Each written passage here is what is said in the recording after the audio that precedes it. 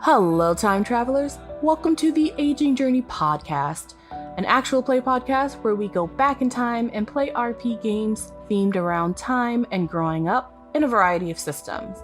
I am your game master, Tanya, and this is The Red Bridge, a children's fantasy adventure using the Kids on Bikes system inspired by works such as The Phantom Tollbooth, Alice in Wonderland, Jumanji, and The Wizard of Oz. We are playing Kids on Bikes, a tabletop role-playing game that allows players to explore a mysterious and supernatural world set in a small town during the 1980s and 90s. Our players embody characteristics called tropes and roll dice based on their brains, brawn, fight, flight, charm, and grit. The higher the stat, the better their skill. Each player has a top stat where they roll a d20 and a bottom stat where they roll a d4. In this game, dice explode, where if you roll the maximum on a die, you get to roll again, infinitum. Our players for this campaign were made from scratch, and tropes are custom. There may be mature content depicted in our gameplay, but the players and I are using safety tools, and all content warnings will be in the description below. You can listen to the audio of the podcast on Spotify, iHeartRadio, Amazon Music, or the Aging Journey website, or watch it on YouTube.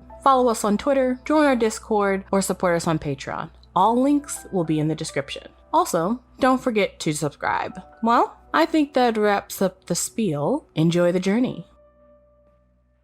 This will be the last episode if everyone dies, so that's fun. Oh, how nice. I don't want to die. That's Willow's job. Okay. The hope is that most of you survive.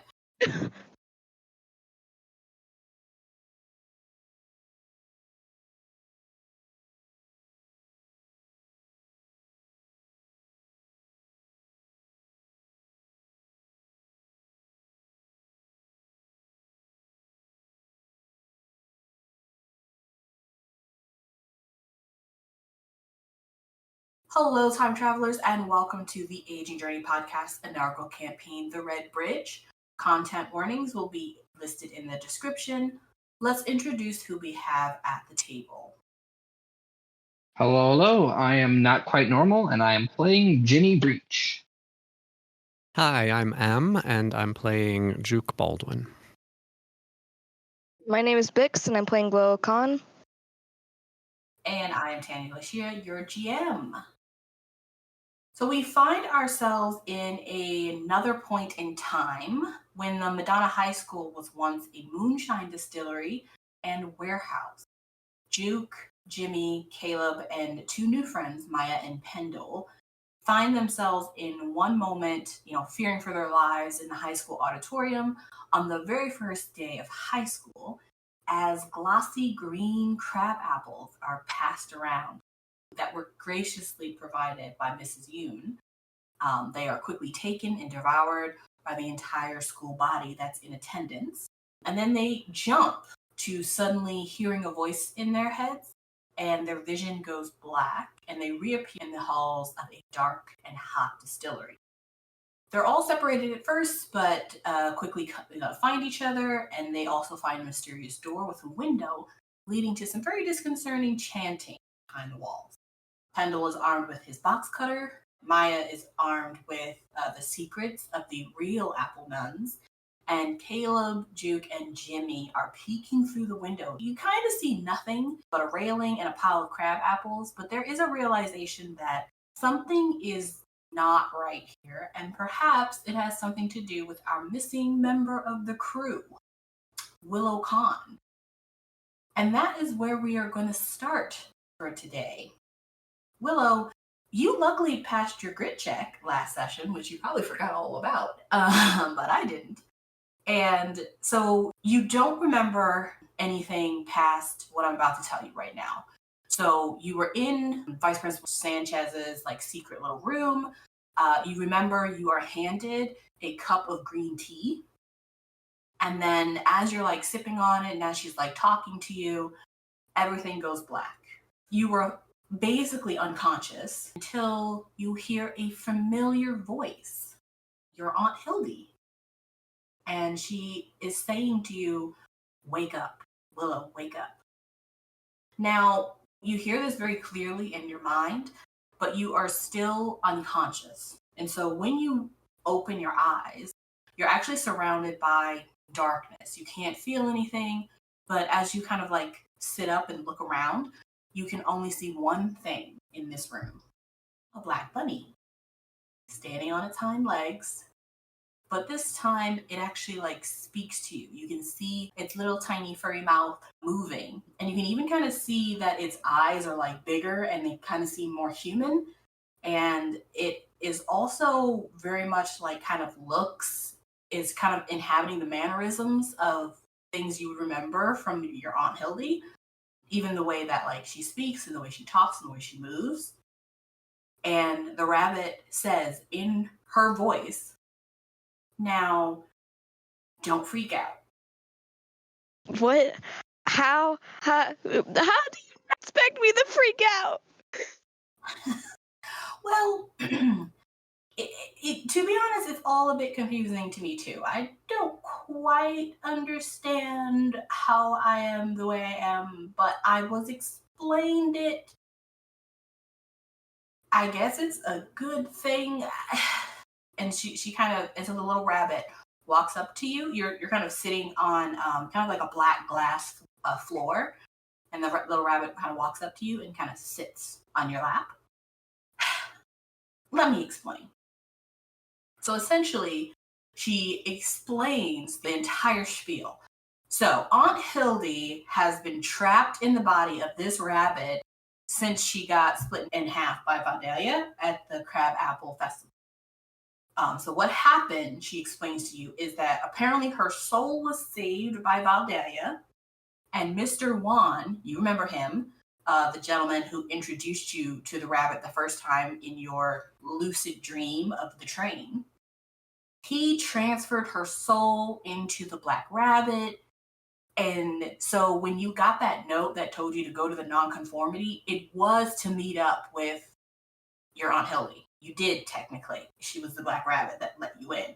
However, you were also supposed to make it all the way to see Mr. Willock, who is a powerful sorcerer. So he was supposed to help open like a connection so that you two could speak to one another, but you weren't able to make it into his shop. So that is what she explains to you as she's sitting on your lap as a tiny black rabbit. Will hugs the rabbit. She's like, okay, I get it. Okay. So everyone, you all don't know this, but Willow is in this room in kind of like your own mind. And you essentially are going to stay there for a while you talk with Aunt Hildy and she explains to you a whole bunch of stuff. So Aunt Hildy continues to explain that Shady Creek has been in trouble for a very long time, and Valdelia and Mr. Willock and Mr. Juan have been protecting the town for like generations since the first attempt of the ritual in 1927. Caleb and Jimmy, you would be aware of this because you guys kind of went back in time and relived a little bit of that. And so now Willow also knows that information. She explains that the ritual is essentially about like power and control and immortality, the normal stuff cults get up to.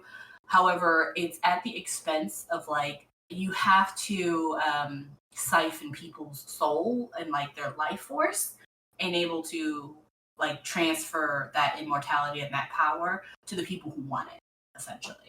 So, but it's a very specific ritual that they have to do. And she basically explains that because you ate the crab apple when you went to the orchard, and then you also threw the crab apple down the pit, that was in some way significant, and that's why you were chosen to be the sacrifice. So, all of that happens, and so she essentially explains that right now you are in danger. So she doesn't explain like where you are or what's happening, but she just says that you're in danger and that when you wake up, you will be dying. And so it's really important to pay attention to her and what she's trying to say to you so that you can do everything she says so that when you wake up, you are able to hopefully get out of that situation because she doesn't know that there are other people on the other side of the wall right now. And then as she's kind of talking about this to you, you can tell that your vision is beginning to blur a bit and her voice is starting to get a little muffled. So it's very clear that you are currently like starting to wake up on your own. So she tells you to grab the talisman. This is all she says. She's not going to explain what the talisman looks like or anything because she doesn't have time. You are currently waking up. She simply says, grab the talisman off the body of a woman named Miss Clementine. Jump into the pit. The pit is dangerous, and she knows this. However, that's going to be the only place you're going to be able to go because you're probably going to be surrounded, but that she will join you and help you get out of the pit. And that's kind of all you can do. So it's kind of a lot of information that she had to give you, but if you're able to say something, you can respond before I move on. Okay. So what happens is you essentially open your eyes. You're becoming awake. However, you feel freezing cold. Your limbs and your skin are cold as ice and everything hurts. Your limbs are stiff and you're like shivering uncontrollably. You are like laying on a cold slab of concrete and you can hear kind of like low droning chanting. You're fairly incapacitated, so you're not really sure how you were supposed to get up right now, but you can at least move like your head and your eyes. So as you kind of like look around this big room, you essentially see that you are in the middle of this room on a slab, and surrounding you in a circle is a row of black robed nuns where their faces are shrouded with black fabric, and they are all holding huge silver scythes. And then behind them, kind of like up on a bit of a pedestal, is a second row of black robed figures who are all chanting. And they're all completely surrounding you in this circular room. And then also if you look right above you, you're going to see a beautiful like iridescent purple sigil that is being drawn kind of over and over again. And there's like a light mist of like green and blue, and it seems to be being siphoned off your body and flowing into the sigil. So essentially, you are dying in this moment. Do you want to do anything? Just immediately scan the crowd and look for the talisman. You do not see the talisman. You only see all of these nuns, and you see all of these other people that are behind them that are shrouded in a robe, but none of them, they're all wearing like things on their necks, but none of them seem to have what you would call a talisman. Now, you're not level, you're not on the ground, you are up on a slab. So maybe you need to look at the ground, but that would mean you would need to like at least like roll your body over to the side to look at the ground. Yeah, she'd do that. She's just trying to find the talisman. Okay. So you slowly and in a lot of pain are kind of just like moving a little bit to the left, a little bit to the right, like trying to get a better visual of the ground. And that is where we will leave you doing exactly that. Caleb, Jimmy, and Juke, you three are standing at the door, looking through the window and having thought that something's not right. You kind of all have this horrible feeling that Willow must be in there. Juke, as usual, your eyes have been kind of on a swivel since you've arrived, and realizing that things are probably only going to get worse, you have noticed three important things. Number one, there is no exit or entrance in this room. Number two, Maya has been clutching a book that's apparently all about what's happening here. It's all about the Apple Nuns. It's all about some sort of a ritual.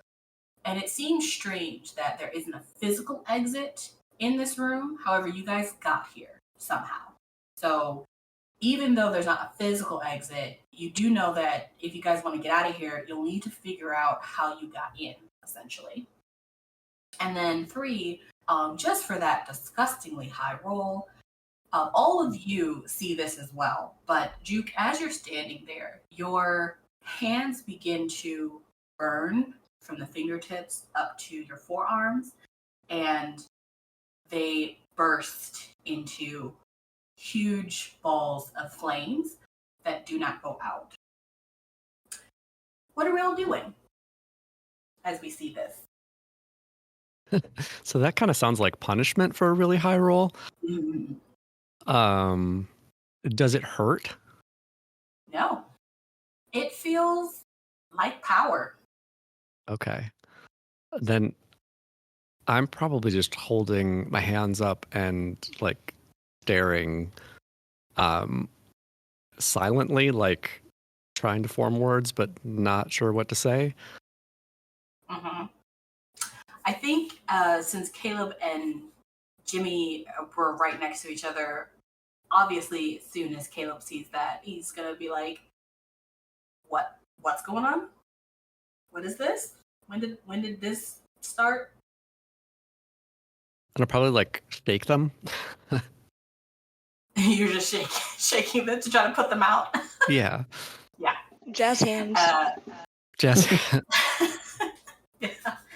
They don't go out. They are nice, comfortably. They're almost like huge mittens, but made of fire. Okay. And Maya is kind of standing behind you, and she's kind of like, "What's happening?" I'm gonna turn to her and kind of like panic, still holding the hands up, be like, what is this? Did they do this? Is this in the book? She kind of looks at you with her mouth way open, and then looks down at the book and starts moving the pages. Like, I don't think so. I don't know what this is. She kind of flips through the book, and she doesn't see anything. You can make a brains roll to see if you can figure out what's going on. Jimmy, as you stand next to Caleb and you both kind of watch this, Jimmy, you also hear in your mind as Juke is kind of figuring out his hands, you kind of hear a voice that you haven't heard in a long time. It's kind of like a gruff, older voice, almost military, and it just asks, how can I help? I think Jimmy. A question I have: was there a way out of the room we're in, or a door leading towards Willow was? Yeah, you guys are at the door. Okay. Then, in response to his voice, Jimmy just quietly in his head says, "Get me to Willow." Okay. Juke, did you decide to make a brains roll? Oh, I think Juke got dropped. He got deleted. Well, I guess the fire really spread to his head. He just incinerated. Yeah, I don't know what happened. Well, we'll see if he's able to pop on. If he's not, then this might be to be continued. And then that just means we'll definitely have to finish next session. I mean, Trig's alive now. He can probably join. Yo, yeah, if we could get Trig, that'd be great, because then we can have all of us. Trig's what? Trig is alive now. He's alive? I think his whole entire fasting is over. What a miss. Oh. Save me! Hi, guys. Actually, I just finished the recap, and I was just getting everybody together, and then Juke got dropped. So we were trying to figure out what happened to him. Wait. How much did I miss so far? Also, hi, Kapeski. Yeah, hi. Oh my God, Kapetsky. Welcome to the sacrifice, apparently. Well, this is an interesting episode. I think most of this is going to be Patreon content. It's a chaotic campaign, so what you're going to get is chaos. I don't know what you expected of us. All right. Well, let's try to keep the chaos to a medium. Hi. Hi. You missed a whole thing. I figured. Trig jumped on and then left. And then Oh, wow. Yeah, I know. Things happened as soon as you got dropped. I'm sorry to interrupt. I'm technically still not free yet. I wanted to pop in to make sure everyone was still alive. Good thing Will is still alive. Bad thing she's still under some certain siege. I will be back as soon as possible. Hopefully I'll be able to join. Try to stall Willow being sacrificed until Caleb can get there and kick some butt. No promises. Just certainties. Wish you all the best. Juke, your hands are on fire. Okay. And you are near Maya and Pendle. And so they're the ones that are interacting with you. But Caleb and Jimmy can see that from afar. As this is happening, Jimmy, you hear a voice in your head. And I think it asks if they can help. And what was your response? Get me to Willow. So I need you to roll a grit roll. DC is just going to be a 4. Dice. Well, I rolled a 1. Willow's going to die Do you have some today. tokens? What was the DC? What was the DC? Okay. I have 2. I can get up to a 3. Do you have tokens to use? But can't we give him tokens? It's just 4. It's really low. Okay, that's fine. That's still a fail, but it's better than a 1. Yo, if someone wants to help. Yeah, if somebody wants to help that's next to him, Caleb could probably, if he sees, well, you would have to engage someone to help him because this is all in your head. So if you want Caleb to give you adversity tokens, you would need to either tell him something or let him know that this is happening. To be fair, I'm not even sure what's happening at the moment. Jimmy's just kind of in a very specific mindset right now. Okay. Then no adversity tokens that are going to be given to you. Yeah. But you can use your own. I don't know. I kind of want to not use my own just because 2 is really helpful for other people. Okay. We'll keep it at 1. I'll go with 1 and see what happens. Wait. Can you use your +3 to help a friend? Mine? Or where's my +3? Yeah. Don't you have like a I can +3? help other people. If I use 1, I can give someone else a +2. No, and protective is when defending one of the. Oh, I could. Does this count as defending one of my friends? My protective trait? Because you're wanting to protect Willow? Yeah. I'll allow it. Okay. Well, then I get a 4. Okay. Good save there. Thank you. Talking about sacrificing me earlier. I just think we need to weigh the options. It's Jimmy. You know Jimmy. Listen, did they offer you the power? Whole lot of money. What? Recording contract. Okay. I get my own castle in Sweden. So, this is where we're at right now. Jimmy, you are having a conversation in your head. Juke, you are kind of having a conversation with Maya, who's looking through a book. Did she have a response to that? It cut out for me before. I don't know if you had said anything. So, Pendle and Maya, Juke turns around and he has huge balls of flames for hands now that he seems very, very confused about. And so, Juke, you had turned around and asked Maya, like, if they had did this to you, essentially? Yeah. Okay. She kind of looks at you and looks really, really surprised and confused, and then kind of looks down at the book and then kind of, like, goes through it a bit, like, just kind of thumbing through it. Like, I have not seen anything like this. So she doesn't know what's going on, and she doesn't think it has anything to do with the book or the apple nut. So I was going to say that you can make a brains roll to try and figure out what's going on. Okay. I don't think it's going to go as well as the last brains roll. Okay. Let's see. It's a D10. It's a 10. Okay, so I'm re-rolling. So 11 altogether. Okay, well, that's still 5 over because I gave you a 6. You kind of still blasted it out of the water. Well, with that such a high roll, you understand that this power is kind of like been latent in kind of like everything you've been doing. And it's really coming from your emotional state right now. You have had a lot of highs, and in the moments where you're like, the flames in your hands are like moving and getting bigger and then getting smaller, it's based off of when different memories come through your brain. So like when you were up on stage, when you went to St. Louis, like, and then they change when you think about looking into Mrs. Yoon's eyes, when you see people taking bites out of the crab apple, they like fluctuate when you have these different emotions. So you think this is a manifestation of your emotions, but through fire. How that's happening? Who knows? Honestly. Who All would? right. You really went all out for this session, huh? So that's where you are. Maya's kind of like flipping through her book. Jimmy, you answer a question. And Juke, is there anything else you're wanting to do? I think I'll say some feeling that this is a natural thing, like feeling a little calmer about it, though still confused. I'm gonna say, never mind the fire. Does the book say anything about this place? Where are we? How did we get here? Okay. Yeah, so Maya does flip through a bit of the book, and she essentially reads certain passages and tells you.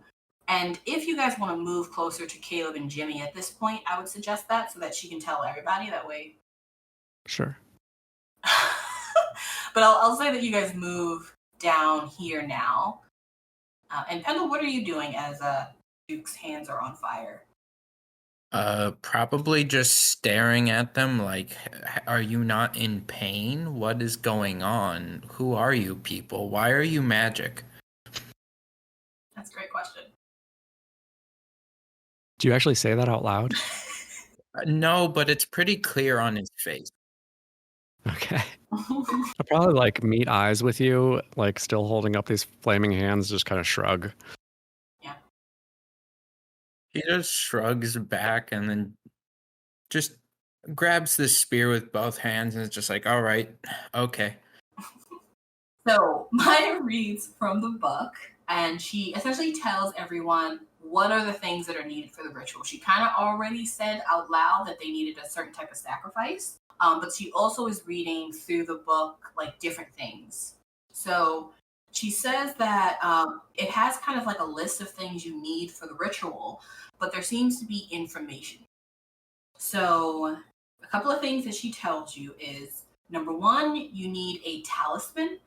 And she actually shows you the picture of the talisman that you all can see. Jimmy, you obviously recognize that this is the talisman that you found in that crate. And then also you recognize that it was the talisman that Madame Shady from 1927 gave to Clementine. Okay? She also says that then you need to say essentially the talisman creed. So she explains that that's what they're chanting. So it's the 3 sentences that they are chanting over and over again. That creed is, you can find me only in the realm of boundless creation. I can transport you to distant galaxies. I exist in dreams and stories and in play. And then she says that there needs to be a sacrifice that essentially their soul needs to be fed to someone that they call the true Madonna, who is, again, they call a goddess. Okay? And essentially, this sacrifice and the talisman gets fed to the pit, and apparently this true Madonna lives in the pit. That's what she explains about the ritual, about the pit, about the whole sacrifice situation, and why they're kind of doing this. And then she also explains what the talisman creed is. She also will, as she's looking, she'll say that there is a reference. There's like a footnote on one of the passages in the book where it like underlines like the true Madonna, and it says there's like a passage about it, but in a different book. So she doesn't have access to more information on the true Madonna. You would need to go to the library and get it from somewhere.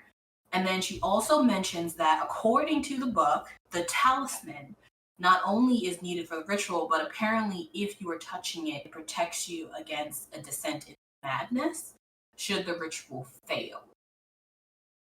And that's it. That's all she tells you that she has figured out. Well, that means nothing to me. Mm-hmm. Yeah. Well, she sort of closes the book. Well, it's very clear that we need to stop the ritual, right? If your friend is in there. I don't think she's ever met Willow. I think she saw Willow, but I don't think she really met her. I mean, if your friend is in there, then we need to stop. But that means that if we stop the ritual, it would have failed, right? Which means that we all need to be touching the talisman when it fails so that we don't go insane. That's what I'm getting from this. Is that what everyone else is getting? Yeah, I guess so. So we kick the door open and grab the talisman? I think Caleb will pipe up at this point and be like, okay, well, let's see what we have at our disposal. Just before we move away too far, because on his statement that we need to kick the door open, Jimmy would be immediately moving to go do that. Okay. He had wanted to earlier, but like things started to progress and he got distracted by fire and voices.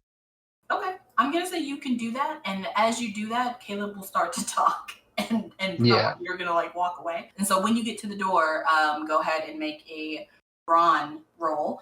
DC is going to be 10. Brog, this is going to be sad. Right.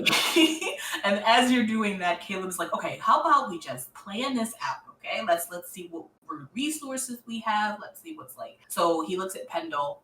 You have a box cutter. On a stick. It's a spear now. Okay. Then he looks at Maya. He's like, you know how to stop the ritual, so maybe you can do that. And Maya kind of looks at Pendle, and Pendle can maybe get Willow to safety because he has a weapon. It's just trying to keep him involved. And Caleb's like, yeah, okay. And then he looks to Jimmy, and Jimmy is gone. Jimmy, how did you roll? Jimmy, I rolled a 1, so I think Jimmy just like slams his fist against the door and it doesn't budge or anything, and he just kind of like smacks his head up against it. Like you can see he's just frustrated and angry. Excellent. Jimmy has a broken hand. It's a repetition of session 0 once again. Okay. Caleb turns to Jimmy to see Jimmy run or go to the door and try to bash it open. And yes, you are definitely going to hear a crack as you punch the door to try and open it, and it kind of just folds, and you just hear a crack. And that is now horribly swollen.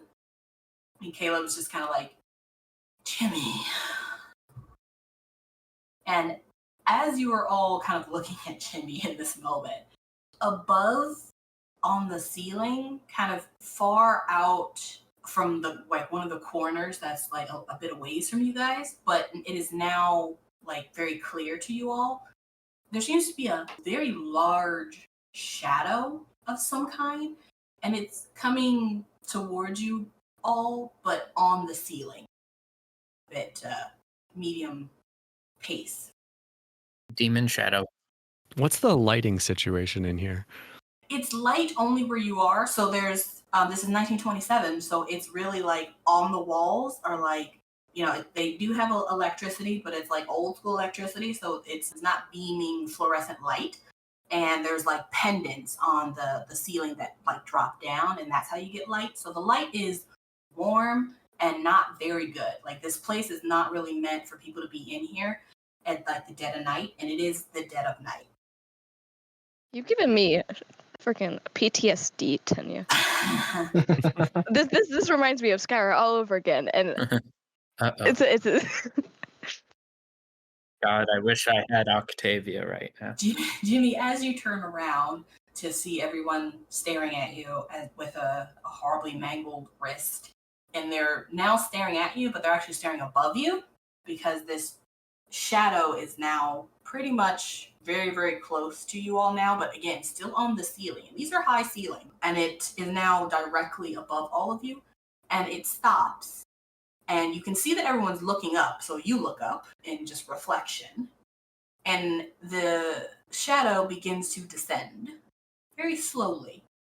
And as it comes into focus, you all see a giant black tarantula that is hanging down from a very thin piece of wispy web. and it's coming directly down towards you all. And as it's coming down, What a miss. Jimmy, because luckily you made your save thanks to Juke, understanding of like how to use those adversity tokens, thank goodness. But as it comes down, you hear in your head, you don't really hear words, you almost hear kind of like a mix between a hissing sound and a whisper, but they aren't like human words. But you do understand this creature as it comes towards you. And it's not there to hurt anyone or hurt you. It is there to help you get to Willow. And so it stops right above you, drops completely down, and it is hovering over, like right over Jimmy. There's like little mandibles right over his head. It's just chilling there. Total chill. Huge tarantula. Just looking at you all. I'm gonna rush forward and like reach my flame hands out to try to like kind of try to push it back since I don't know it's a friend yet. Yeah. Is this like it actually is a friend? I can tell this, or is this more of a like a friend or an ally? Friend is a strong word here. So I will give this to you all for free. I believe Juke, you saw a glimpse of something like in the warehouse, but Yeah. you only like saw a glimpse. So it makes sense that you would see this as, dangerous, but also it is a massive spider. So understandable that anyone else would freak out. As Maya is, of course, freaking out. And Caleb is I'm assuming, also freaking out. A little bit. Yeah. So, Jimmy, you understand that you asked a question, and this is the answer. Okay. Then in response to Juke coming over, he just holds out, I guess, his not injured hand with the pipe he had picked up in the last session and just like, pick off, Juke. What? But it's a giant spider. It's fine. Okay, I guess I'll like take a step back, still kind of eyeing it warily. Okay. How does that make you feel? Confused. Okay. Go ahead and make a grit roll. DC is going to be 6. Okay. And what is everyone else doing that's watching this interesting display? I think Maya is trying to just keep her shit together, and so I think Maya would also make a grit roll. So if anyone is freaking out right now, you need to make a grit roll. DC is going to be, I would say even DC is going to be 10 for the rest of it.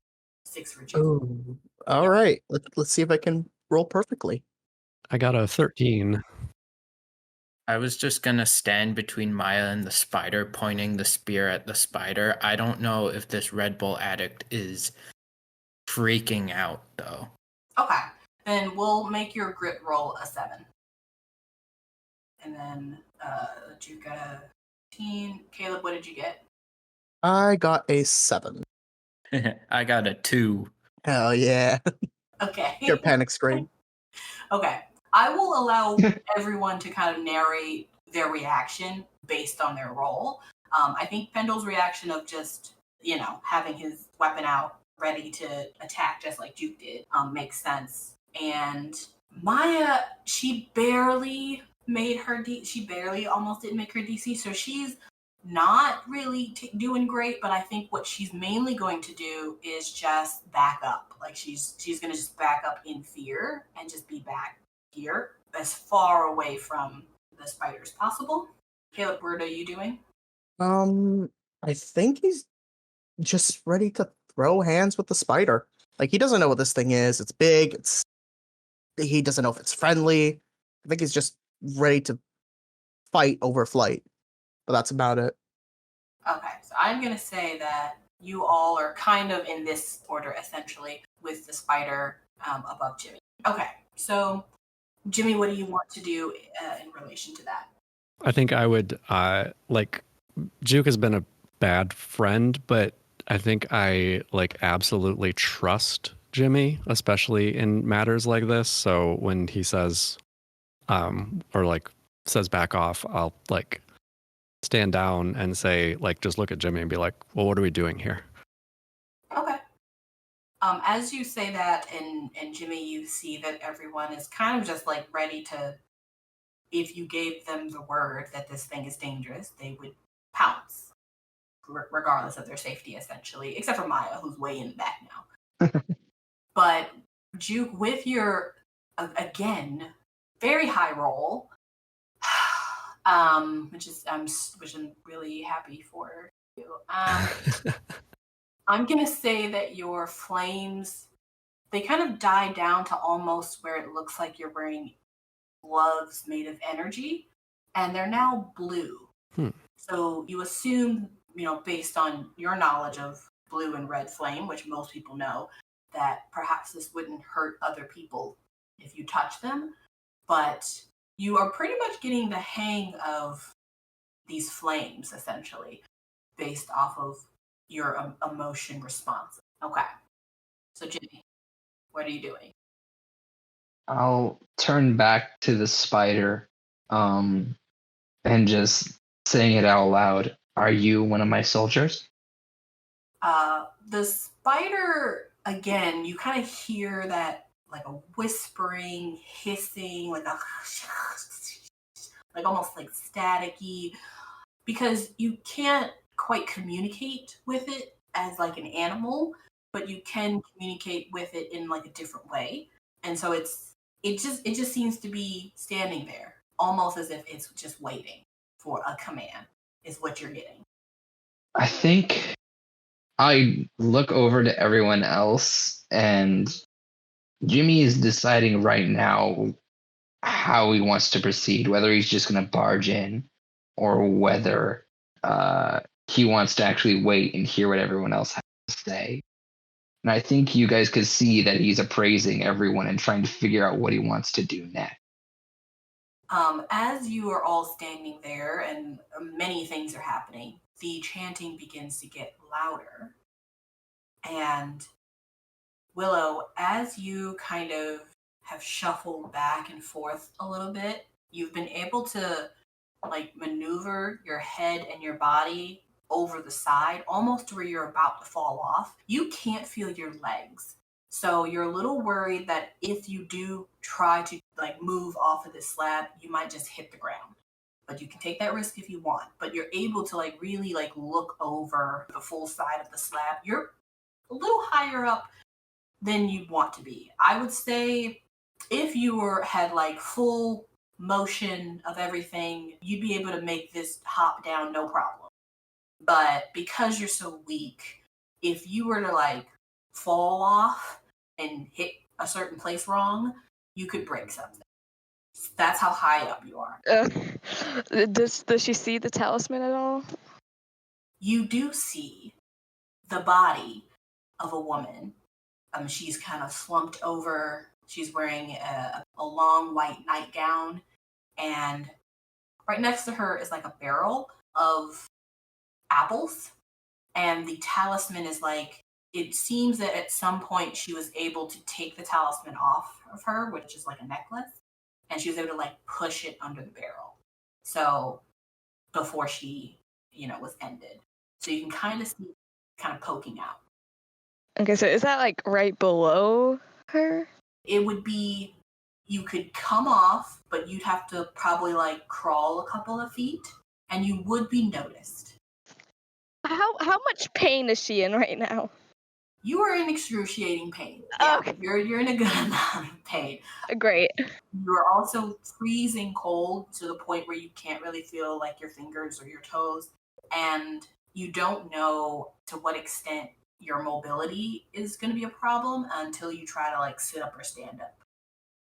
All right, she's going to like try to, in a sense, just move her legs off first to try and just, I guess, in a sense, jump off of it. Okay. Even though she can't really feel nothing, she's basically just trying to land on her feet because she can't even feel them. So she's hoping that won't hurt too much. Okay. Are you trying to do that slowly or quickly?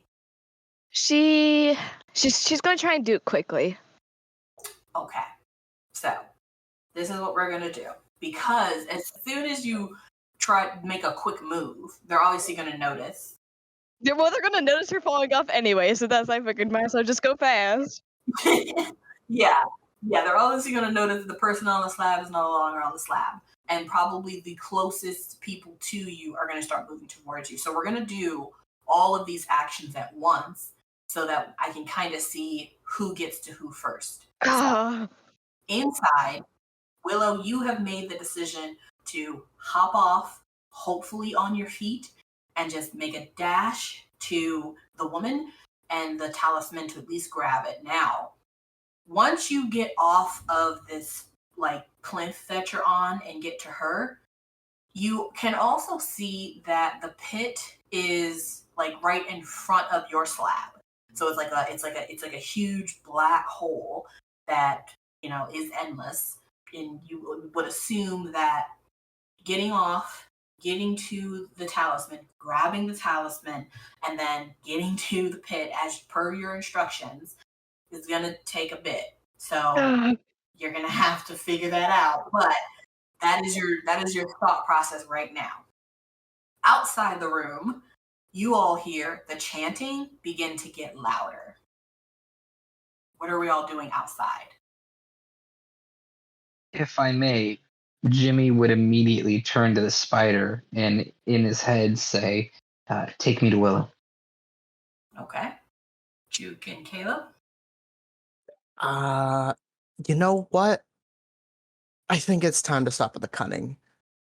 Caleb is going to reach into his bag and almost like magic, he's going to pull out the crowbar from last episode, as I'm going to be using 2 adversity tokens to use his strength prepared, which is not here. Let me just I should have pulled up his spreadsheet first. God dang it.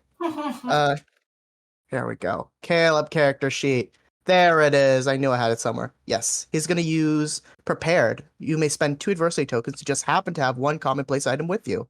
Since he was using the crowbar last session, would it be okay to assume that he could pull that out of somewhere? Yeah. There you go. And he is just ready to fight. Okay. I think he knows that Jimmy is too, considering the spider. As you've made this decision, go ahead and make a grit roll. DC is going to be 4. Alrighty. Let's roll it. Oh my god, that's a 4. Just managed to pass. Ooh. You all see Caleb go into his bag, take out a crowbar, and you also almost see like a kind of like a sound wave. Like it shouldn't be opaque, but you can kind of see this like reverberating force kind of go in and out of, you know, it's kind of over his entire body and it's kind of going in and out, like a pulse or a wave. Very, very strange. And Juke, what are you doing? What's the door made out of? The door is made of metal. What about the like handle of it? Also metal. It's like an industrial door. All right. I'm gonna. How hot is that fire? Yeah, that's what I was thinking. I'm gonna just grab the handle of the door, and it seemed like a moment ago when I was kind of placing my trust in Jimmy that allowed me some control over the fire. So I'm going to kind of focus on that sort of past friendship with Jimmy and Willow, thinking about like hanging out underneath the treehouse, because they had that rule that if you had to go through a quest in order to be able to come in the treehouse, and Juke could never finish the quest. So he hung out down at the foot of the tree. But try to like force that heat and fire into the door handle and try to melt it, break it, get the door open. Excellent. Well, it sounds like you are all ready to hop into the fight. On a much less deep note, I'm gonna offer Jimmy the Goosebumps lunchbox to quote whack people with. Okay. I think, yeah, Jimmy will receive that. It's metal and it still has a lunch in it. Okay. Well, it seems you're all ready for battle. So this is what's happening. You all three are going to charge in to this door. The door is going to have to be taken off. It's like a double door. So the door is going to have to be essentially like either like taken off the hinges or completely opened for the spider to go through. So just let you guys know as you go in, make that plan. The ritual will be interrupted when you all go in, but it doesn't necessarily mean it'll be stopped because you guys at this moment hadn't seen inside the room. So even though I've described it a lot, when you walk in, that is exactly what you're going to see over the railing. And so people are going to notice you, but they're probably not going to try to stop themselves. I mean, they're going to probably try to continue. So someone will need to stop the ritual.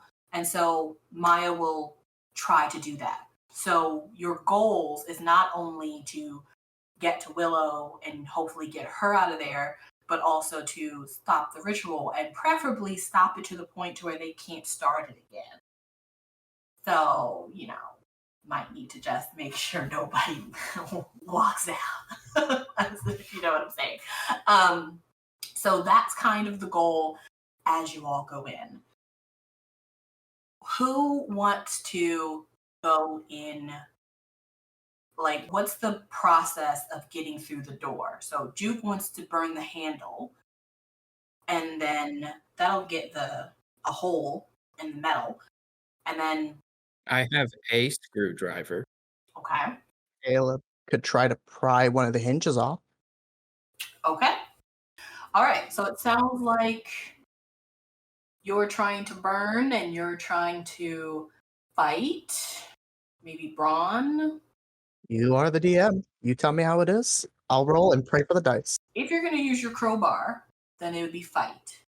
Same thing with you, Juke. Since you're using fire hands, it's going to be fight. Absolutely. I'll take it. This is just a door, but it's a metal door, so DC is going to be 7. Okay. Do I get anything from auto fight? What did I decide on that? Did I decide lower difficulty check or +3? I think we left it up to your interpretation. Okay. Since you're kind of buffed out, then you can lower your DC from 7 to 4. Okay, absolutely. I'll take it. Rolling up. Oh, don't forget the bonus we get from teen. So that's going to be 8 + 1, 9. And I got a 6. Okay. Juke, you burn a hole, and the metal handle basically pops off in your hand, and there's a huge hole burnt, and it does take out the lower locking mechanism, but it doesn't 100% take out the bolt. What did you get, Trig? I got a 9 total. Oh, okay. So it's way over 5. Yeah, Trig, you literally pop the entire door off like Hulk. You just clink, and it. Heck yeah. Yeah. You're able to just push it down, and both of them completely pop off, and there's a huge clang as they fall to the ground. You now all are able to look inside of this kind of massive room. I mean, obviously, all you see is a pit. Because as you go into this round room, you also see a huge pit that is endless. You see that there are the 2 rows of bad nuns that Jimmy and Caleb, you both would remember from your tryst through time. And then you'll also see a couple of robed figures that are also standing like right behind them that are all chanting. The nuns are not chanting, and they all do have size. They seem to be there for like protection, and also because they really believe in this, so they want it to go well. But the people who are chanting, they have robes that go all the way over their face, so no one can see who they are. GM, may I do something? Sure. While they're melting down the doors, can I pull one of the toys out of one of just the action figures I have in my backpack out and try and I believe I understand how I can use that ability to try and gain insight or try and guess what we're about to face based off of what I already know and come up with a plan? Yes. Okay. How would you like to utilize the army man? I'll pull him out of my backpack and holding him in my hand and just immediately start thinking of like, okay, these are the nuns. We know the weapons they have. How are they going to be arrayed? Where will Willow be? Like running over simulations or ideas in my head. Mm-hmm. You say this, and you notice that the army man kind of salutes to you, and he says, "Sending in reconnaissance now, boss."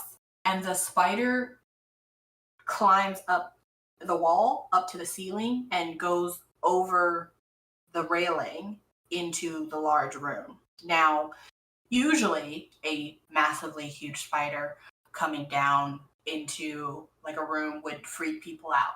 But the nuns and the robed figures don't seem too bothered. And so it comes down, and you see kind of through your eyes what the spider's seeing.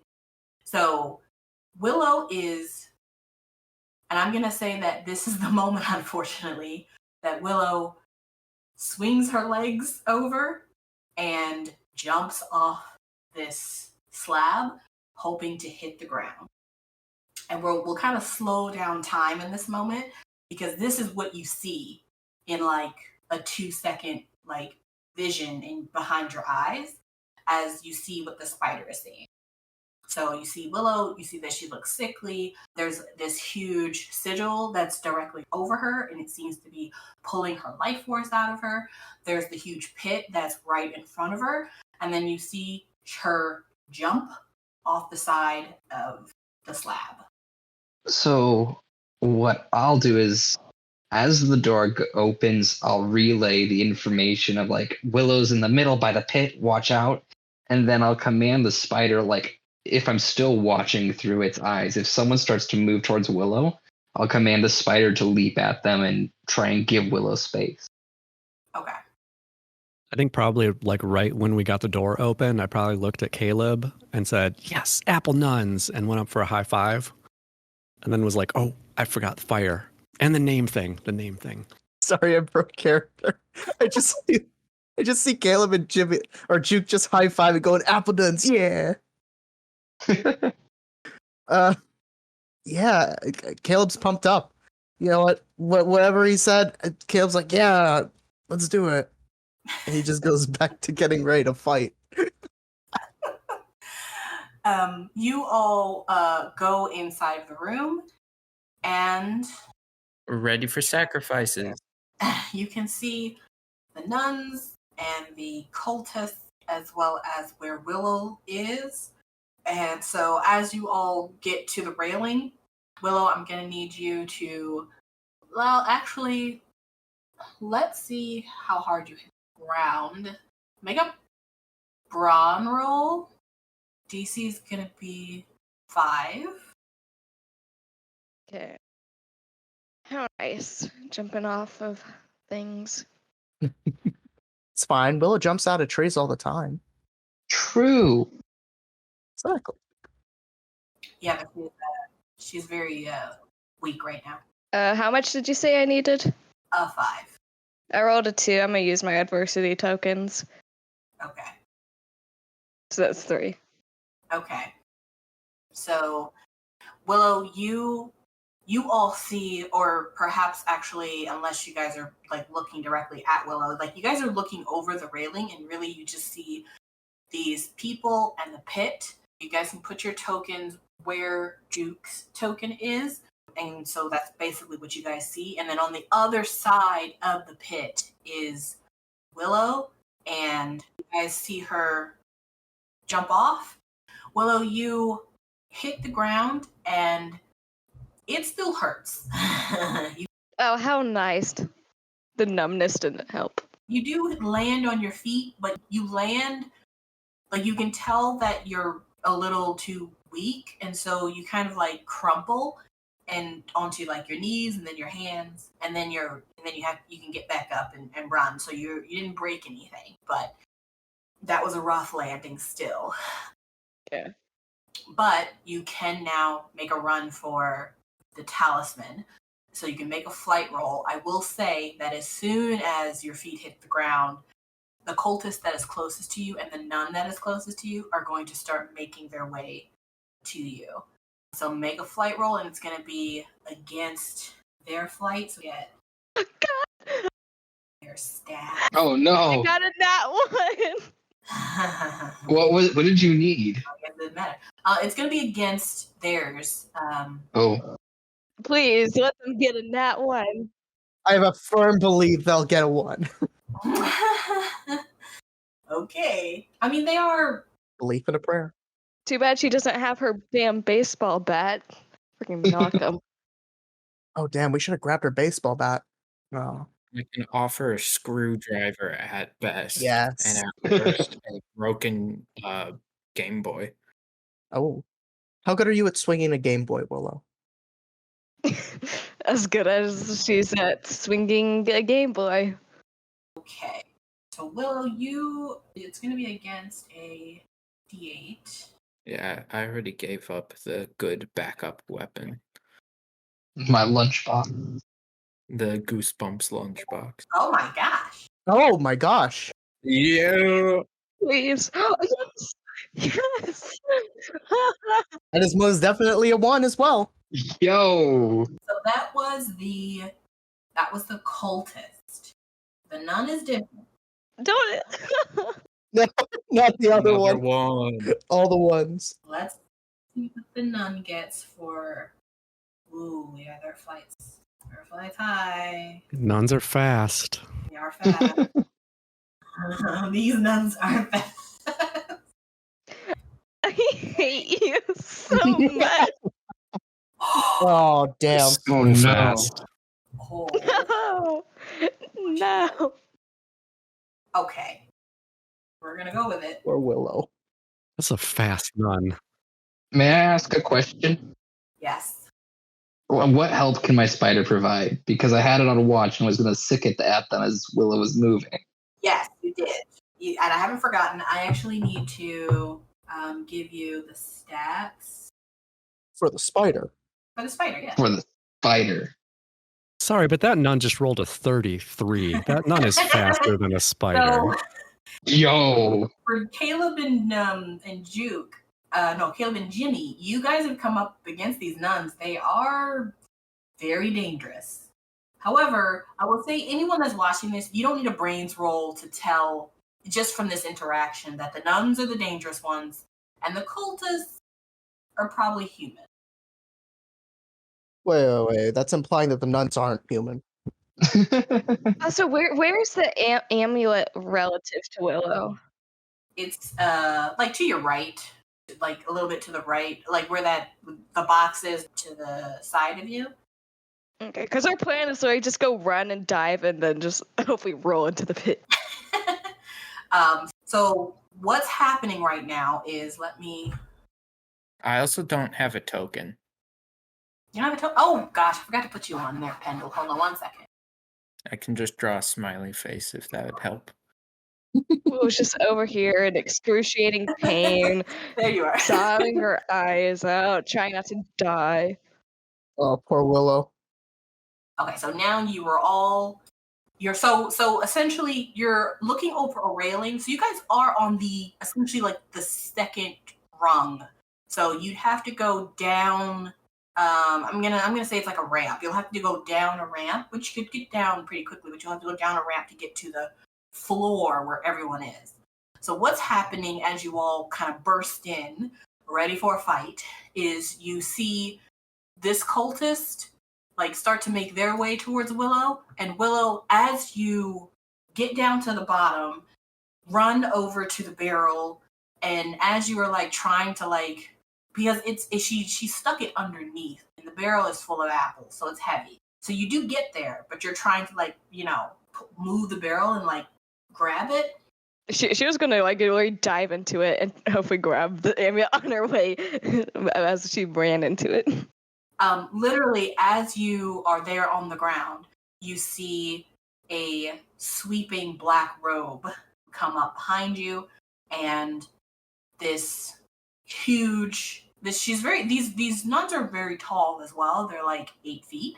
this huge, looming, thin, almost deathly looking woman, you would assume, that's holding a scythe, is going to raise the scythe and swing to take your head off.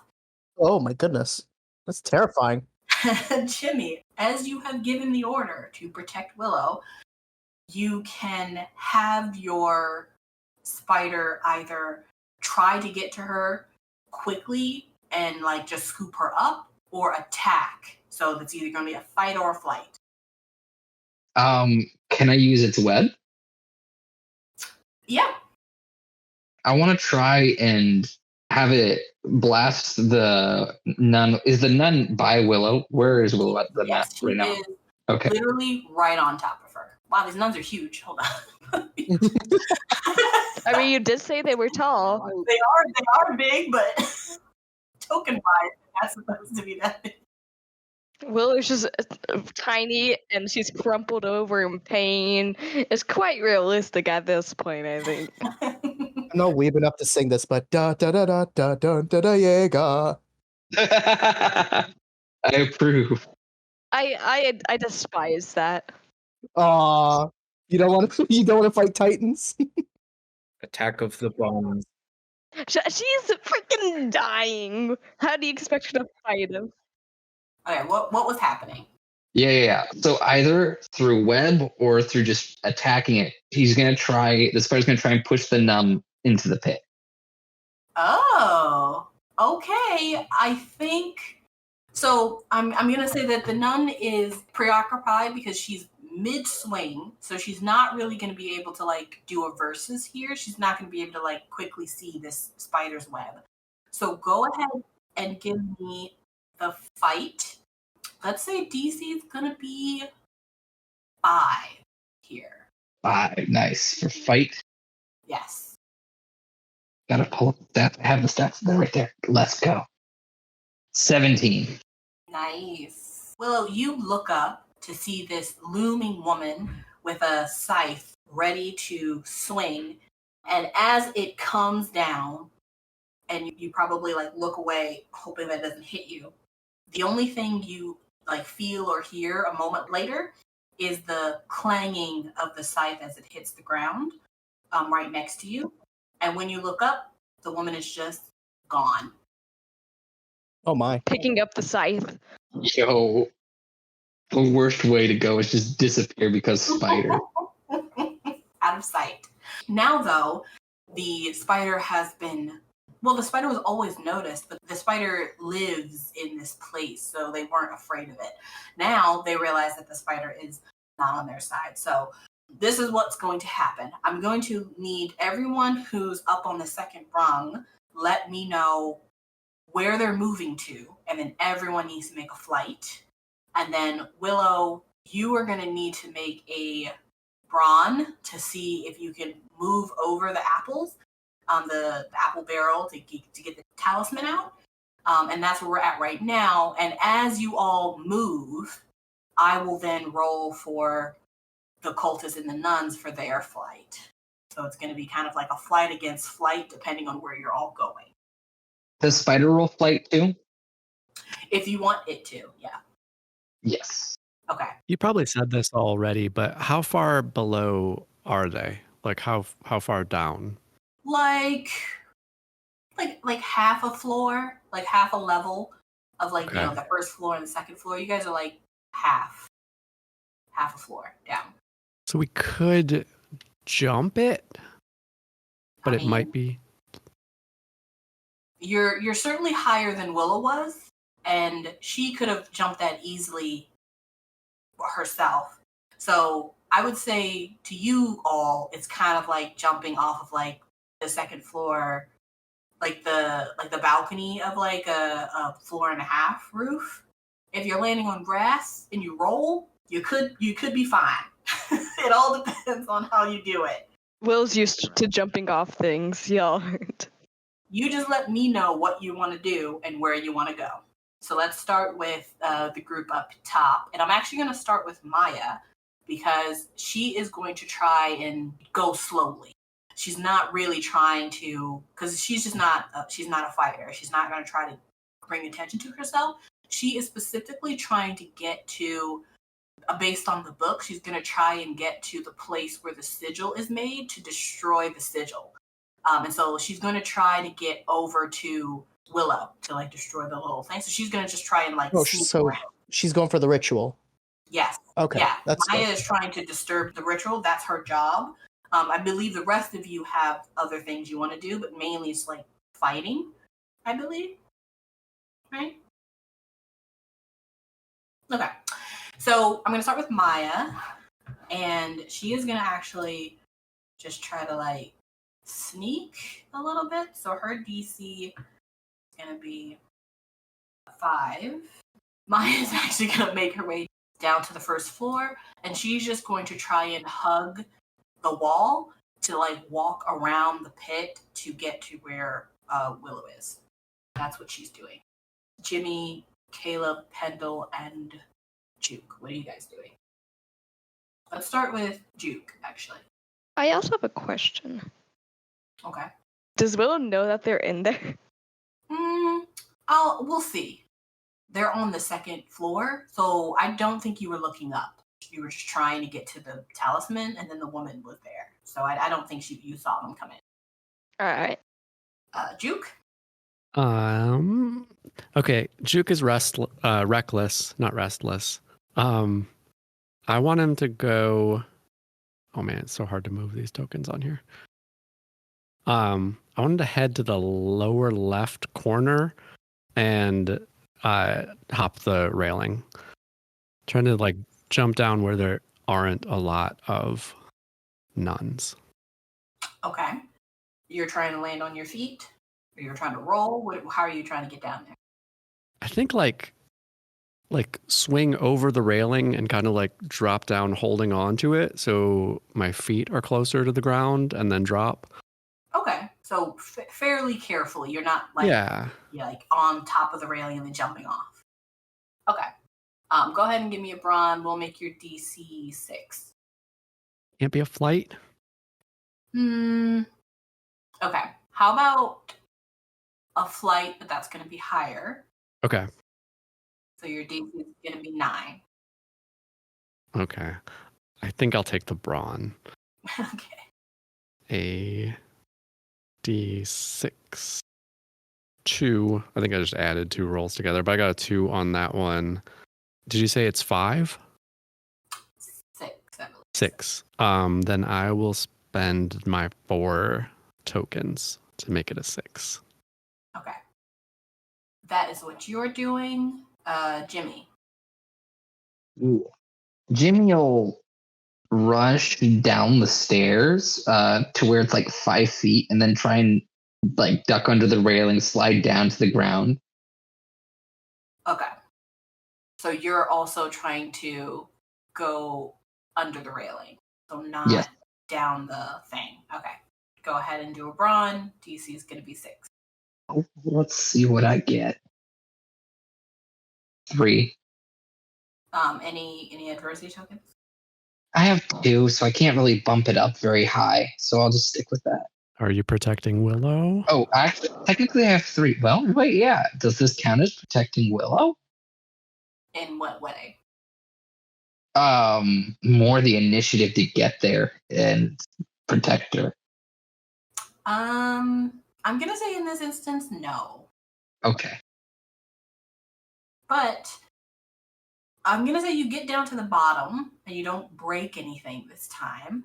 This is still a fail, right? So I get an adversity token? Yes, you do. However, you just like slightly roll your ankle when you hit the bottom. It's nothing. Do I get to control the spider too? Yes. Can I drop it down next to Willow and just have it prepare to shoot web at whatever comes close? You want it to be on the ground where Willow is? Close by, close enough that like it can be there to actively either get in the way or shoot web or making it everyone else's problem. Well, where it is right now, which is basically dangling directly like almost above to the side. This room is medium sized, but the spider's pretty large. It's very quick. So I think it's fine where it is, but if you were to have it get any closer to Willow without Willow knowing what's happening, she would have to like roll a grit and see if she could keep Oh, that. I see. Yeah. Well, I'll keep it up in its height and just if things get to where it needs to, it'll hop down and tackle or hop down and push. But if it can protect well enough from where it is, it'll stay there. Okay. Pendle, what are you doing? I'm just gonna go down the thing like a normal person. On the side where Maya went or on the side that Juke? What's that? I never heard of it before. On the side that Maya went and just kind of crab walk with the spear Mm-hmm. towards where Maya kind of went. Very defensively. Good. Okay, so you're kind of like going in Maya's circle as she continues, and you're going more stealthily, but with a weapon. Good. Go ahead and make a flight. Your DC is going to be 4. Oh, sweet baby Jesus. 13. Oh my gosh. Dang. Heck yeah. You all see Pendle do that thing that like in spy movies, like da da da. But he's really good and extremely quiet, and no one like really notices him. Yeah. Once again, Pendle fades into the shadows. Yeah. I just like the idea that he casually walks down the stairs and no one noticed. Yeah. Just like the fire alarm all over again. It is. Yeah. Pendle's really good at like infiltration and being stealthy. Jimmy, where are you? Oh, yes, sorry. Are you over by Juke, or are you in the center, or where? We'll find out as soon as I can grab this token. Probably closer towards. Oh my gosh, it's like right underneath the button I need to. Now it's gone. There it is. Probably like right over here. Okay. Caleb, what are you doing? I think Caleb is being more reckless. He is ready to fight through these people. So I'm hoping for him to sort of drop down. This is a pit, right? Pit right in front? It is, but there's like a place to drop down. Okay. No. It's not because of that, because Caleb wants to kick someone into the pit. Oh, yeah. There's a pit directly in front.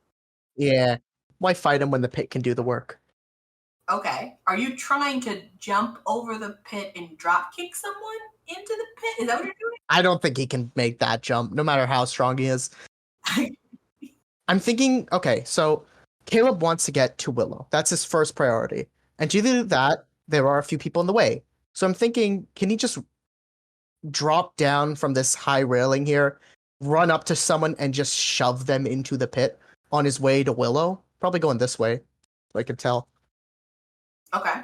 So you can drop down into the pit, and then that'll be basically not like your turn, but that'll be what you'll be rolling for to see what happens when you get down there. And then, depending on what everyone wants to do and what everyone else, like all of the cultists and nuns are doing, you will most likely be close to someone. I would say, though, if you're trying to go over the railing and try to get to someone immediately, it would be this nun right here. Yeah. You know what? Let's do it. Yeah, because for any other ones, they are not close. So you'd have to get to them. But if you try to drop down directly behind her, then that's different. Yeah, why not? Okay. Caleb's choosing violence. Let's go with that. Go ahead and roll Brawn, DC 6. Alrighty. I got bonus from being a teen. Let's roll it. Oh, did that work? Nice. 6 + 1, 7. Okay. Caleb, you drop down silently behind this nun, and she doesn't even notice you behind her. Now, where I can see everyone, going back to Willow real quick. Willow, you've looked up and that woman is now gone, but you also, if you look up and just look around, you then see your friends dropping down from the railing, walking down like the side. You recognize everyone, probably except Pendle, because I don't think you've ever met him. But you recognize everyone, and you know that they seem to be coming for you. But if you're going to try and still grab the talisman, I need you to make another brawn roll to see if you can pull over the... Can she just ram into it? If you want to. I mean, I feel like if she uses her actual body weight to push it over, that'd be easier. Okay.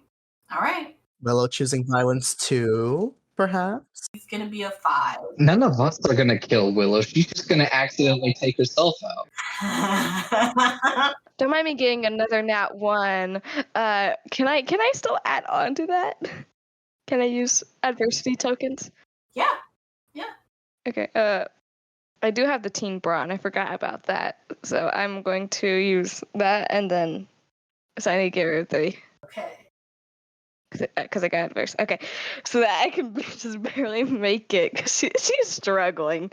Why did you do this to her? You, instead of just lightly pushing it over, you rear back and shove it over, and apples go all over the place, and you bruise your arm pretty badly. She's already in pain. It's fine. As you finally are able to pick up the talisman, you can feel someone looming behind you as the cultist that was making his way towards you is now very close to you. Does the apples count as like difficult terrain? No, but they can count as a weapon. Can't you just grab the scythe that the other one dropped and just swing it at him? You can also grab the scythe. One is more deadly than the other, but you make that choice. She's grabbing the scythe. Okay. It's violence time. The scythe is a hefty boy because these are supernatural nuns. So as you grab the scythe and try to wield it, you're going to have to make a pretty high DC. So that's what's happening on the other side of How dare you? That's what's happening on the other side of the pit.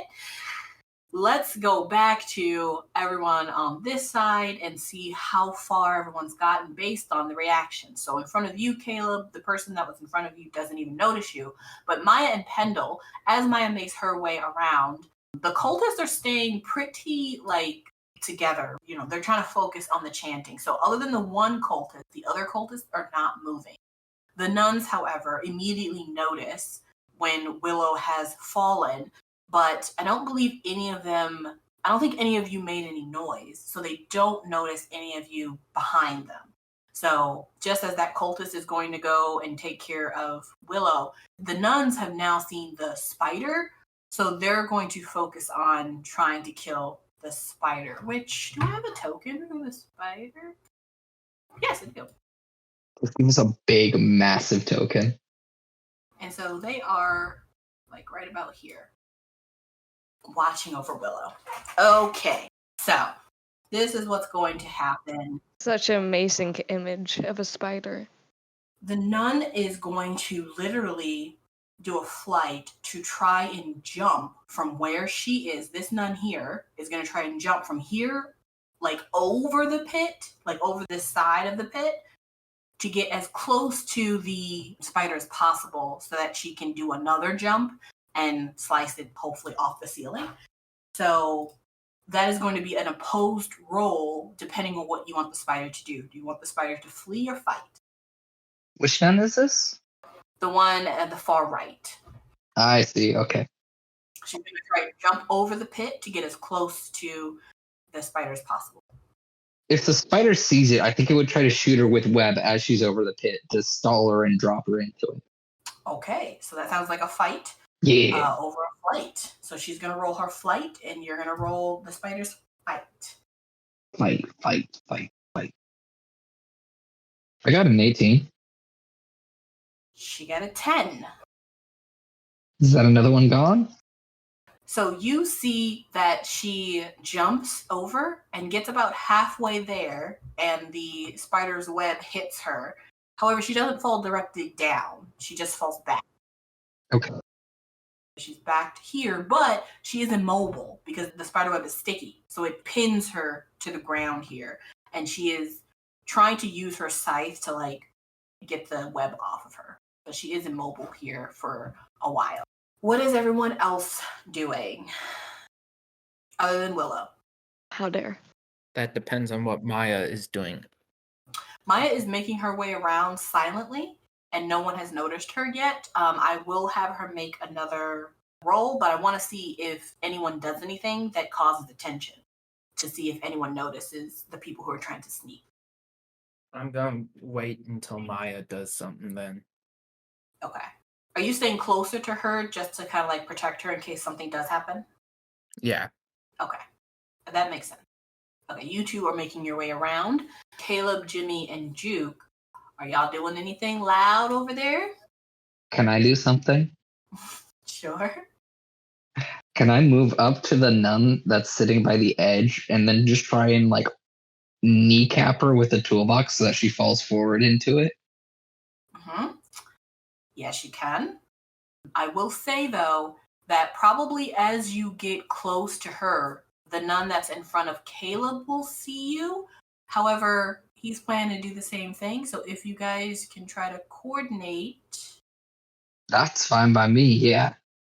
Maybe, well, I was thinking maybe Jimmy rushes so that so that Caleb's nun looks and is distracted. Okay. And then just tries and smacks my nun really hard to knock her into the pit. Okay. So we have a plan. Caleb is right behind the nun that's in front of the pit that he's going to try to push over. You want to charge the nun that's in front of you to push her in. Juke, what are you doing? I think I want to try to just stick to the wall and move behind the cultists toward the Willow side. Okay. Now, with all of that said, I will say that Juke, as soon as you get over to the cultists, like even when you get behind them, the person that will be in eyesight of you is this nun here. Okay? So, just for your all planning, as you all kind of move together as one, Juke, as soon as you get to the cultist, that nun will be able to see you, and therefore she will essentially, she'll at least know that one other person is in the room. What her action will be, we won't know until she sees you, but that's what's going to happen there. And then Jimmy, as soon as you rush the nun in front of you, that nun is going to see you as well. This nun over here is currently incapacitated until she gets out of hers. But she's going to do a fight roll to try and get out of the spiderweb, which I believe your spiderweb has a DC 9. Yes, DC 9.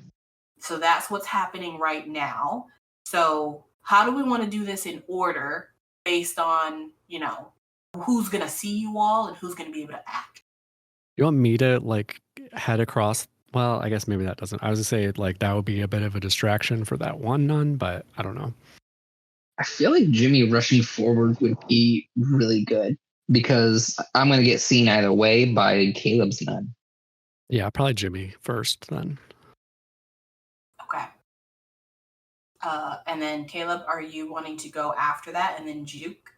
I think after just shoving the nun, he is on the same path as Jimmy towards Willow. Yeah, but do you want to do that after Jimmy? And then, so we're just trying to get the order. So it's going to be Jimmy is going to rush his nun, and then you're going to push your nun, and then Juke, you're going to make your way around. Is that the order you guys want to go in? Yeah, that works for me if that works for everyone else. Yeah. Okay. Jimmy, I'm going to need you to make a flight roll. And even though the nun that you're rushing is not going to see you, because you're not being quiet, she is going to hear you. So she is most likely going to try and, turn around at least. So it's going to be your flight against her fight, because that's all they know how to do. She wouldn't run. She would just turn around and try to cut you in half. So She and I are one and the same then. Flight versus fight. Well, my flight isn't great. 4! Wait, it gets to explode. 6! Does this count as protecting a friend? I think this counts as murdering a nun. Yeah, but can it be both? Well, I don't think they're real anyways, so it'd be fine. Yeah, remember, Tanya implied that they're not human, so you're perfectly fine doing everything you need. It's only anti-humanitarian. Fuck. You had it. Oh my god! Yeah, the one. Wait, Yo. no, I did that wrong. Ignore that. Nah. No. Sorry, I rolled her flight. I meant to roll her fight. No. She runs. She's trying to quickly turn around. That makes more sense. Okay. I had a 6. And I get the +3 from trying to defend my friend? You do not. Okay. However, you got a 6. I got a 6. Okay. So that's 6, 7, 8, 9, 10, 11. Oh, that is 5 less. Okay. Okay, Jimmy, you rush the nun. Yeah. I'm going to rush her. I'm going in to try and fight her and push her over an edge. Okay. You rush the nun. You kind of see her just kind of standing there holding her scythe. And she doesn't even move her body. She just slightly cocks her head as she hears you rushing towards her. And she kind of whirls her scythe around, turns, and with one fell swoop, she is going to try to slice you in the belly. Oh, that doesn't sound good.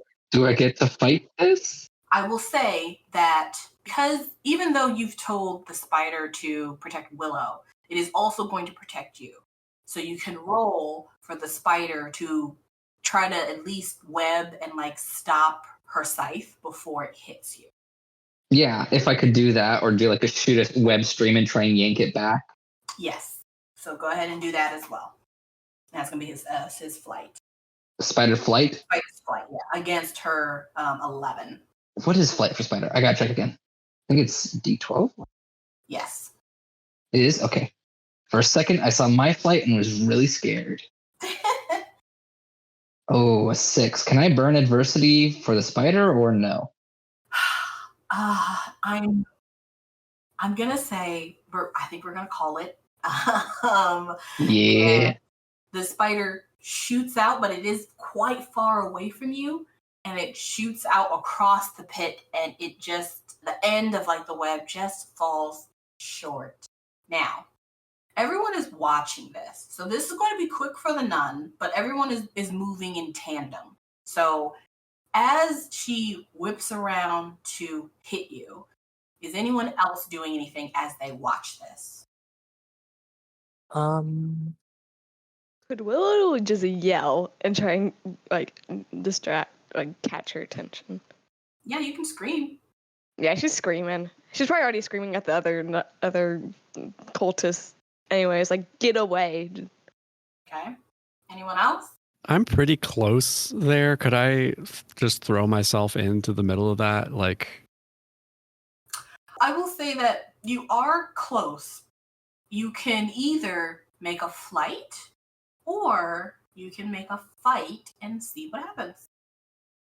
I rolled fight. I got a 5. Okay. What were you trying to do? I think just rush in there with my flaming hands out, just try to get in the way, basically. Okay. You rolled flight, you said? I rolled fight. Oh, you rolled fight. Should I have rolled flight for that? No. You had a choice. Okay. So you rolled fight and you got a 4, a 5? 5. Okay. So you are trying to think of basically getting in the way. And that's exactly what happens. As you pull your hands out, a stream of hot fire goes from your hands. It doesn't hit the nun. It misses the nun, but it goes between Jimmy and the nun as she swings. And it does distract her enough. It also makes her metal scythe boiling hot. And so Jimmy, when she strikes and it goes through the flame and it distracts her, she is still going to hit you, but the damage is going to be searing hot and it is going to cut you, but it's actually going to be lessened because she was distracted by the fire. So did my scream help at all? No. I guess. Well, it does do something. Let me get to that. And so that's what happens to you, Jimmy. Jimmy, you're not completely incapacitated, but you have been cut by a huge hot scythe. And I will say that you are going to need healing before you can move. So that's where you are right now. So you are on the ground, bleeding, but also kind of caught with a cauterized wound. So it's like half cauterized, half bleeding, and that's what's happening to you. Okay. Well, I can cauterize the rest of that for you. Does that count as healing? I have fire. Does it count? No, it doesn't. And then Willow, you scream, and of course, everyone who hadn't noticed that there had been people there now know. But would they get be distracted by me? Because I'm yelling at the. I was trying to distract them away from the people. While that's happening, the nun is going to roll her fight to see if she can get out of the web. She's going to roll her fight against the DC of the... Oh my gosh! Well, she is struggling. She's straight struggling. They are on our side. The dice gods are helping us out today. That's because I'm here. Not me, though. The dice gods are helping most of us out today. What a finale. As she continues to struggle, Willow, you now can see this person that is right in front of you as you hold the talisman, and you can see that their hood is like over their face. It's like half of the shadow, and they push the robe back, and you see Vice Principal Sanchez, and she sort of just smiles at you, and she goes, "Now, honey, you were supposed to stay on the slab."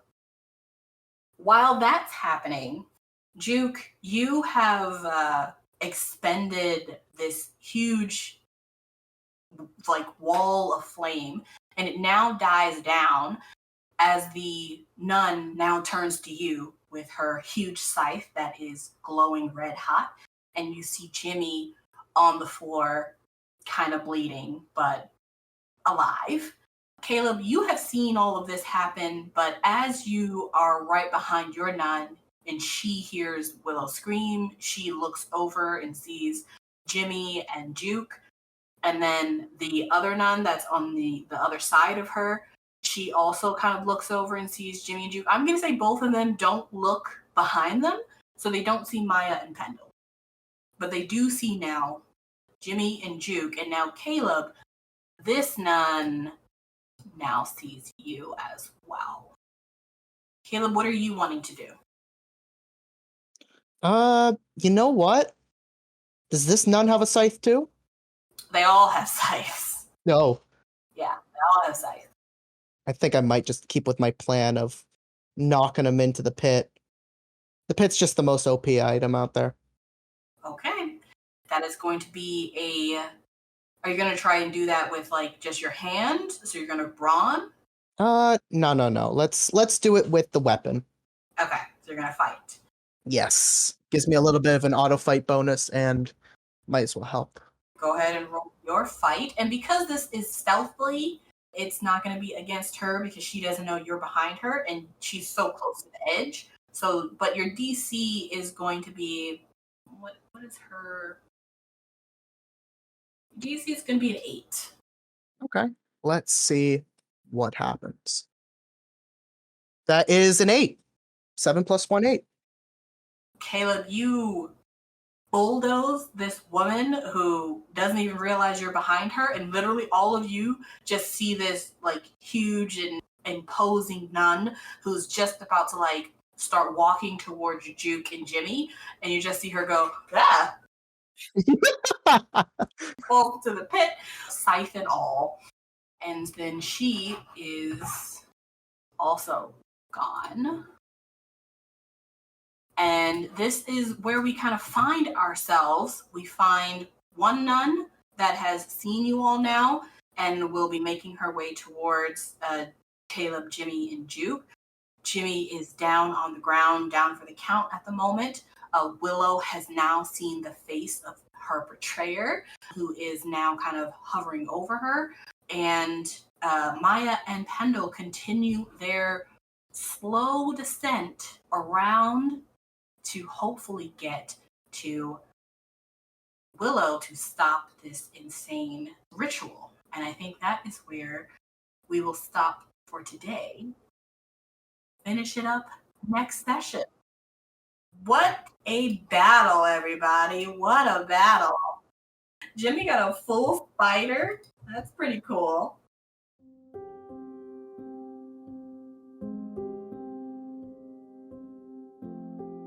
Thank you all for listening. We hope you are enjoying the campaign. Don't forget that you can listen to the podcast on the Aging Journey podcast website, Apple Podcasts, iHeartRadio, Spotify, Amazon Music, and YouTube. Links will be in the description below. Don't forget to follow or subscribe. You can also support the podcast on Patreon or join our Discord. Enjoy the journey.